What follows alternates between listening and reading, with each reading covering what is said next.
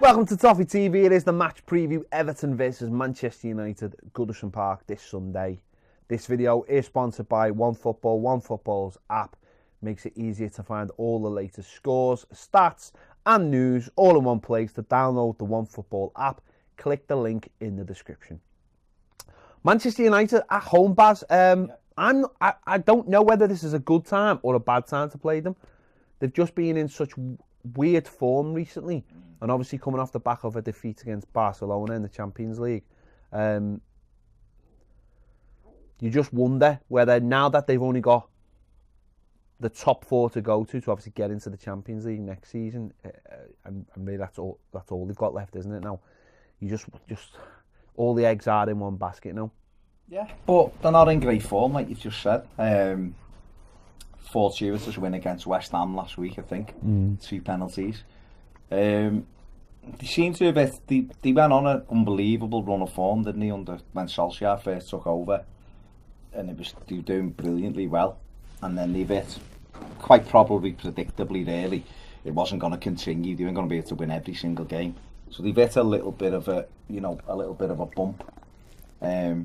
But I look at the game and just think, at the moment with United, I don't worry about them, do you know what I mean? They used to terrify me, they don't anymore. Still a good side, still got loads of really good players. But I just don't think they've got that swagger that they had for years. It's been gradually eroded away. Like I say, they've still got fantastic players. Rashford, Pogba's a brilliant player if he turns up on that day. You know, they got people like Martial, who's always does well against us, doesn't he? Yeah. Rom. Obviously, if he has one of those days when he's on it, can cause you loads of issues. You know, Alexis Sanchez is back now, was a sub against Barcelona. So they've got good players, but I don't think defensively they're great, and that is an area that Everton can exploit. It's a strange mix, isn't it, of a team? It really is. You've got some fantastic forwards, really have. I mean, we were all looking maybe last season looking at Lukaku and thinking, oh God, that's the big one, but really, now with Rashford and Martial and Pogba playing better, obviously you've got Rom in there as well to add to the mix. There's a frightening forward line, but as you just said, that back four, and looking at people who I follow on Twitter and stuff, and look who are Man United fans, and they despair. Someone that, especially Young, seems to be the one. Ashley Young, I mean, the goalie the night, the first. Doing Christ turns. What's he thinking of? But they really see. That's the mad thing about United. We've always looked at them going, they've got to add this and add that. Whereas the back four seems to have been massively overlooked in the last few years, and they're still relying on Smalling and Jones. And I don't think I had one Smalling and Jones near Everton. Never mind Manchester United, who's supposed to be one of, if not the biggest club in the world, and they're relying on these two players who, I mean, to respect to them, that they are the kind of players you would imagine we'd be playing for teams trying to get into 7th place. They don't have that quality. Don't get me wrong, I think they're both good defenders, but they haven't got that class. They're not Virgil van Dijk, are they? No, and they're not. They're not John Stones or Vincent Kompany or. Yeah, it's weird how United have gone, because I really like Lingard. I know Lingard annoys people, but as a footballer, I think he's he scored a cracking goal at Goodison last season. I think he's a really good player, offensively. I just don't think they've got, when you look at them, I know they're missing Valencia at the moment, he's injured, but he's done alright for them, right? I'm not saying he's, listen. No, but isn't that the problem though? You've got 2 wingers at fullback. But isn't that the problem? You're saying, well, they're missing Valencia. Man United fans would be like, and if he played for us, we'd be like, these are the players that were good 5-6 years ago, but we don't want them anymore. That's what I'm saying. You've got, when you look at Manchester United, they've got a goalkeeper that's as good as anything in the world. On his day, he's the best in the world. He's absolutely incredible. I mean, save he made last week against West Ham and things like that. That just, for some reason, people just go, oh, it's the hair, isn't it? Whereas if Alisson would have made it, there'd have been a big fuss made about it. It's a bit weird, because he's a brilliant keeper. And then you look at that back four and you go, would Everton want any of their defenders? You probably wouldn't. And we're a team outside the top 6, so, I know that as part of a squad, Jones can do a job for a few games, or Smalling can do a job. But for Manchester United, they were trying to win leagues, or that's what they are trying to do, isn't it? Well, you think they would. I mean, they've done it in the past. They should be building that back four really with that goalkeeper. They should be putting, or trying to put, world-class defenders in front of him. I like the look of Dalot. He seems to do okay when he gets in. He's only a young lad. Luke Shaw's suspended for this one as well, but he's not really nailed down that left back spot, has he? So that's the area for Everton, and ironically it's Everton's. Where Everton are very strong, is creating opportunities. We don't really take them. We don't take, the chances we should have. We'd have put 5 past Arsenal, 6 past West Ham, 3 or 4 past Chelsea if we were able to take our chances. But that's an area that we can exploit. But it is almost, it's like half and half with United. Going forward, they've got some of the best players in the Premier League and around Europe probably. And they showed that, they're in a bit of a tricky spell now, but when Ole Gunnar Solskjaer came in, they went on a fantastic run, really, really strong. They were, the use of Martial and Rashford and Pogba really sweeping teams aside. The display against Arsenal in the FA Cup I thought was fantastic. Just the way they went there and tactics. Obviously, Paris Saint-Germain was a fantastic win. Chelsea went and knocked Chelsea out the FA Cup. But it was just the way I suppose the difference was Paris Saint-Germain. They went there and they were behind and they got that early goal and there was just something about them. Whereas I watched them against Barcelona and really they should have been up within a minute. Rashford's chance, I think, is an absolute sitter for a Premier League player. Well, for him, because he hits the bar and it's like, ooh, and it's like, no, that should have been in the back of the net. If you want to win games like that, and I think that's almost like being the difference. And I don't know whether that's come because all the injuries mounted up, and you've seen that they haven't really got a squad. The injuries have mounted up, and now players are struggling because they're being stretched when they needed the rest, or needed to just go out for a couple of games, and that's where other clubs maybe in the the likes of Man City and Liverpool just have a couple of those other players in the Premier League to do that, to just take the pressure off them. And I think for us, I mean, coming off the back of, well, we know what we've just come off the back of, but back at two home games where we've impressed, I don't think it should be any different on Sunday. I mean, the real issue is Andre Gomez. He's suspended. In those 2 games, he was fantastic. Listen, he was abysmal against Fulham, like everyone else was. But in those 2 games, he gave us something that we haven't had for a while. And obviously, the Arsenal game, they running more than any other player had. That's an interesting decision, isn't it, for the manager?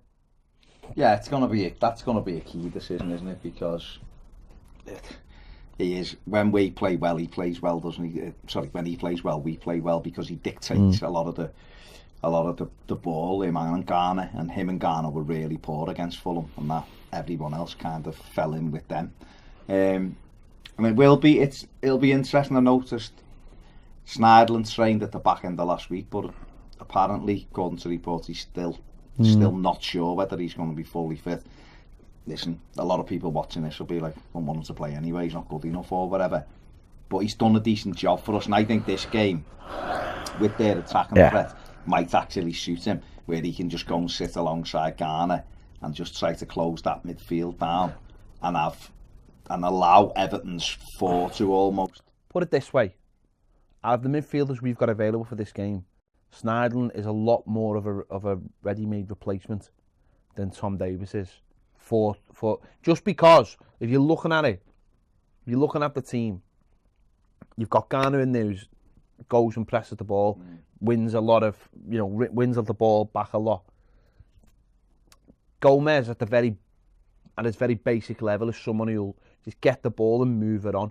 And recently he's been getting better and more further up the pitch and travelling with the ball. But Sneijderland's got a little bit more of a calming presence, and if Tom plays, I'm not saying Tom shouldn't play, I just think that will change the shape of us a little bit, because he'll be a little bit further forward, and he's almost doing what Garner's doing.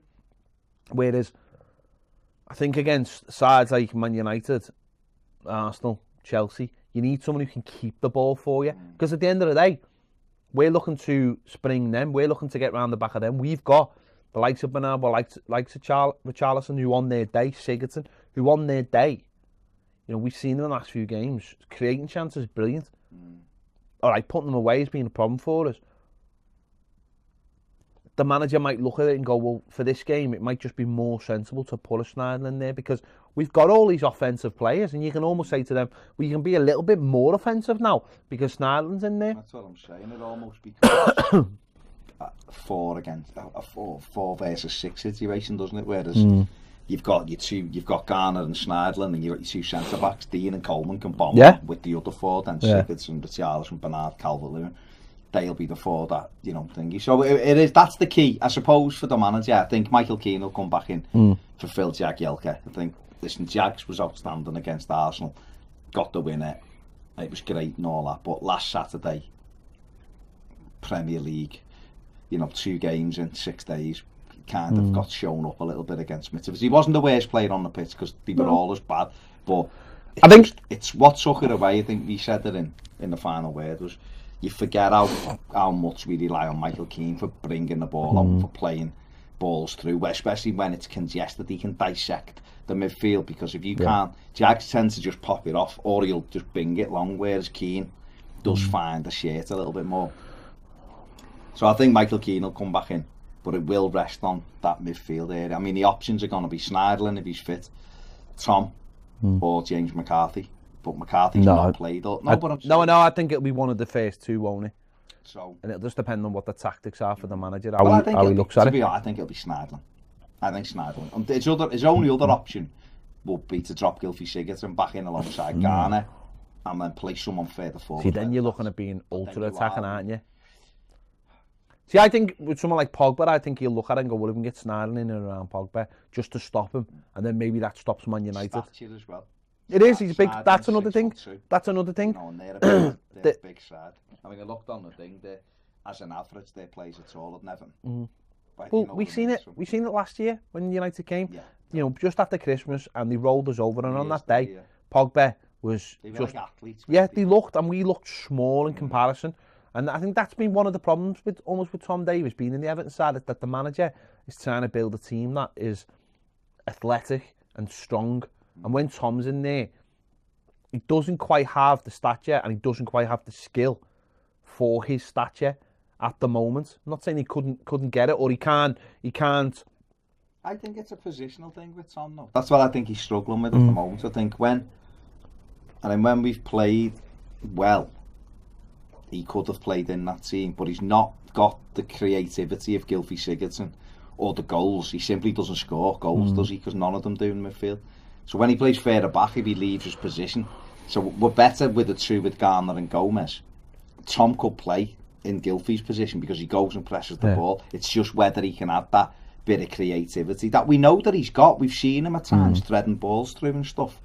He just hasn't been able to hold down a position for Marco Silva yet that he could grow into. And when you've got 12 goals versus no goals, it's not even enough. Well, that's the thing on Sunday for me. I mean, again, we spoke about it on the final word. Is the fact that this season we haven't won any games from being in losing positions, and that's going to be the most important thing. Sunday is getting that first goal.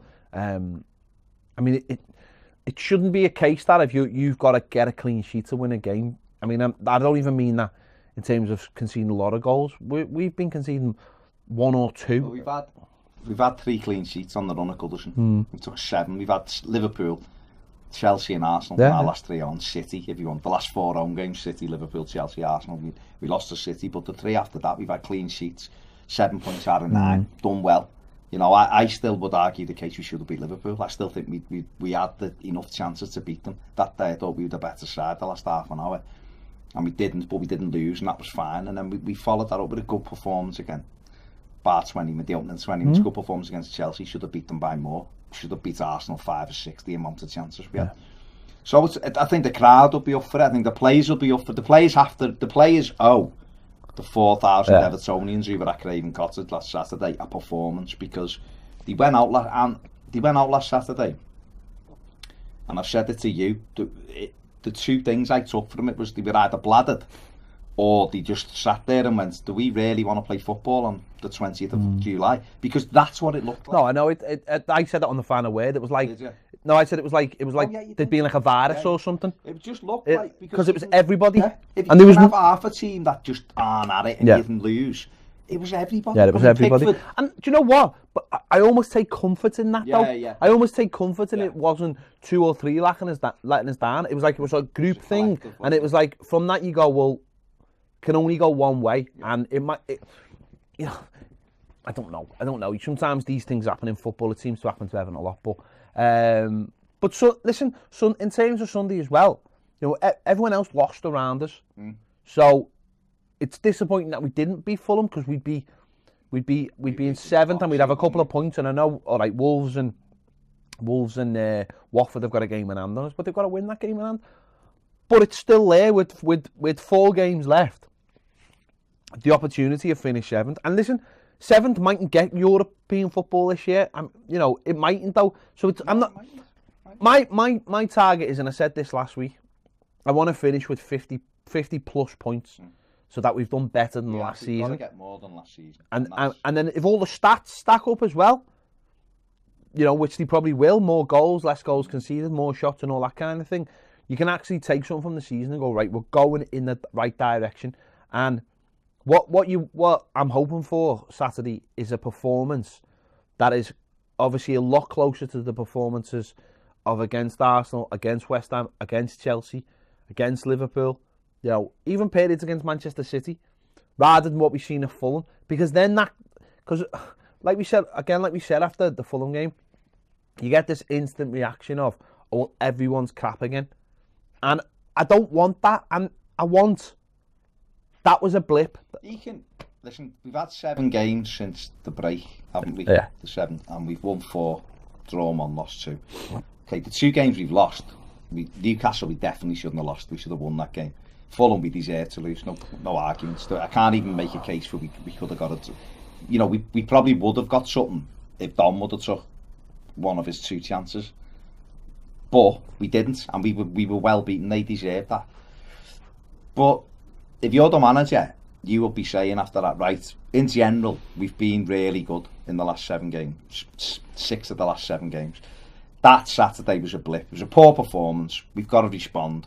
We can beat Manchester United this weekend and we can get back on it. We win that, the feel good is back again. People start going, now they've beat United, they beat Arsenal, they beat Chelsea, drew with Liverpool. This is a good side because they are a good side. We've shown in the home games against those sides that our level is as good as the top 6 sides. Yeah. Maybe not the top 2, but 3rd down. And I said it last week, the difference between them and us is they're able to do it consistently and we're not, and we proved it Saturday. So once again we flip back to being the underdogs. United are the favourites, but the crowd and everything else on that, it gives the game a little edge. Yes, I'd love to have seen a fully fit Everton in terms of having Gomez in there against it, because I'd have been very confident with Gomez in there.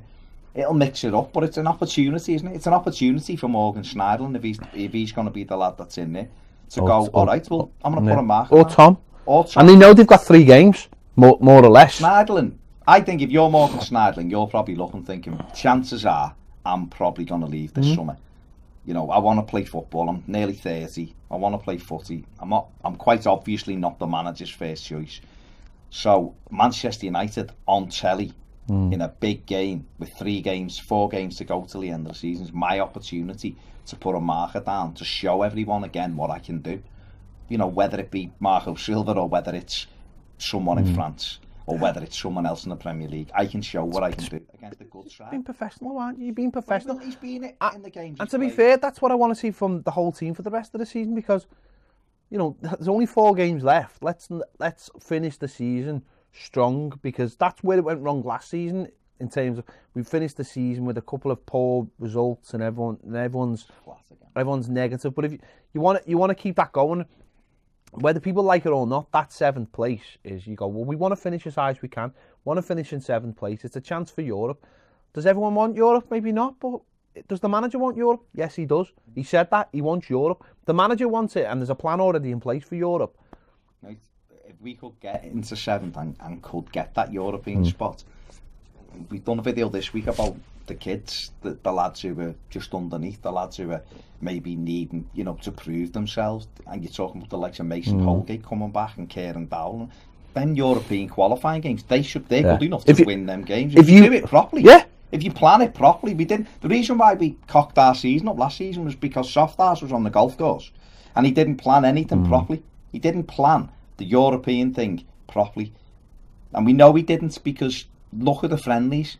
Look at the way he dealt with the friendlies. It was nonsense. I remember you saying at the time when we played 20, why aren't we playing the next night against... It didn't matter if we played, you know... Anyone? Friggin' Dutch fan dude has 11 from the pub. It wouldn't have mattered. 90-minute game again for 8 of the team. You know, and get a team that's able to play 90 minutes. And if we'd have done that, we got through Rouge and Berach, we still should have had games so that we were sharp. And then when we got into the qualifying, he was arsing about with the team. But also the preparation for players as well. I mean, you know, bringing players in at different times, not seeing them. We've got players. Why not just start with, at that time, why didn't you just start with the people who were in the team already? Well, that's what we said at the time, isn't it? But now you're going into this summer. You're going into this summer with established players.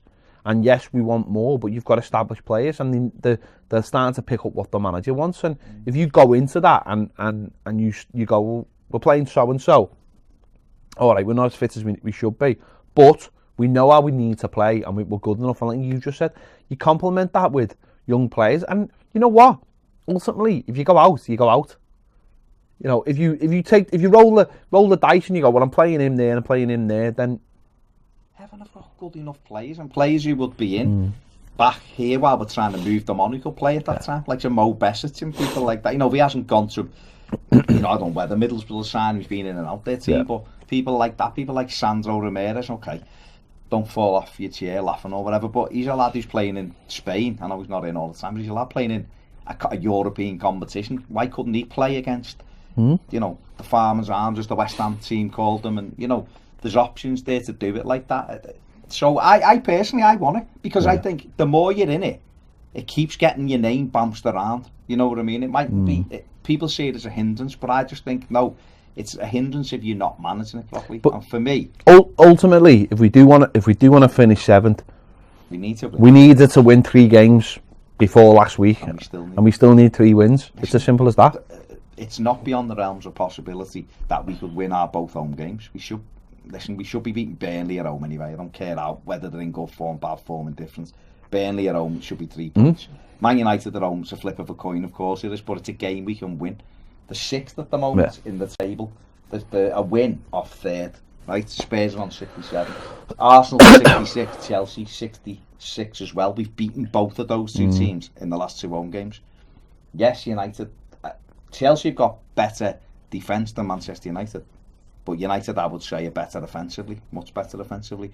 And we cut Chelsea open. We cut them to ribbons in that second half, and we can do it again. But it's going to be a massively difficult game. I mean, Everton, just looking at the home and away stuff, Everton have got the 7th best home record in the Premier League, so it's not too bad. You know, we took the majority of our points there. But Man United have got the 4th best away record. They've won 9 away games, albeit they've lost the last couple. So it's, you know, they are, like I said before, they are the favourites going into it. But that doesn't mean anything, because we were the heavy favourites going to Fulham the weekend, massive favourites, and we didn't turn up. And you said right at the top, I mean, just on the ratings, the player ratings, Pogba average is 7.41 this season, Herrera 7.01 and Martial 6.99. They're their best 3. Everton's best 3, Luca Dean 7.31, Idrissa Gueye 7.13 and Gylfi Sigurdsson 7.13. So even on the average off an independent site, Everton's players in general are performing better. But you said right at the very start, is it a good time? Is it a bad time? If I was a United fan, I'd be smarting from that defeat at Barcelona, because I'd be thinking, I know it's Barcelona, but we've had, like you said, Rashford had the chance. They had chances at Old Trafford to do it. They've gone out. The disappointment's there. They're not playing well, and you'd be looking, going, 3 days after that we've got we've got to go to Goodison, and then we've got the Manchester derby. So you start looking and thinking, well, all right, you know, if we go, it's a tough one for them, because they're probably, I seen a couple of United fans yesterday on Twitter, they were following stuff, and it was like, listen, we go out tonight, we go out, but I don't give a shite as long as we throw the towel in next Wednesday against City and get beat 9-0. He went, other people He said, but I will, nothing will make me want us to beat. Oh, but then you might as well give it in up here then as well. Give it in on Sunday and then it's gone. But listen, if they play to their maximum with their players, they'll cause us lots of problems. But I say the same with us. I'm always confident at Goodison Park against anybody that we can beat anyone. Well, let's just hope we turn up on Sunday. That's the first requirement. Turn up. The fans will turn up. And I'm sure it'll be a good game. So let us know your thoughts in the comments. Are you confident, Blues, that we can get something from this? And United fans, we know you're watching. What are your thoughts on this? Are you just like, well, we need to win this because Wednesday we're not having it. So we need to win this one. Let us know. Thanks for watching. If you haven't already subscribed, please do. Click the bell for alerts so you know when next videos. If you want more great videos, including live videos every single day on Patreon, join us over there as well. Boss, see you later.